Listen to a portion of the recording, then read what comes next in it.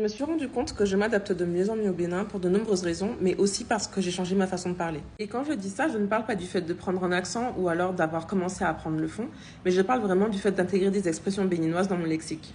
Et ce qui est drôle, c'est qu'au début, ça me faisait bugger et aujourd'hui, ça vient tout seul. Par exemple, avec l'expression à tout à l'heure. Par tout à l'heure où je l'ai utilisé, c'est littéralement une expression qui veut dire on se voit tout à l'heure.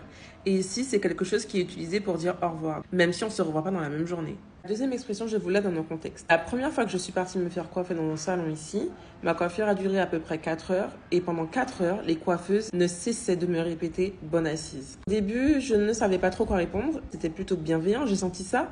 Et en fait, j'ai fini par demander. C'était une façon de souhaiter à quelqu'un d'être à l'aise dans son assise, entre guillemets. La troisième expression, c'est celle qui m'a fait le plus bugger. C'est le jour où on m'a dit « tu as fait un peu ». Mais qu'est-ce que tu veux que je réponde en fait? Non, blague à part, c'était une façon de demander à la fin d'une journée de travail si on avait bien travaillé en gros. Je crois qu'en fond, ça se dit à bloc PDA. Je sais pas si j'ai la bonne intonation ni la bonne accentuation, mais au moins j'essaye. La dernière expression, c'est une de mes préférées. Ça fait 3 jours. C'est une façon de dire à la personne que ça fait longtemps qu'on s'est pas vu, quoi.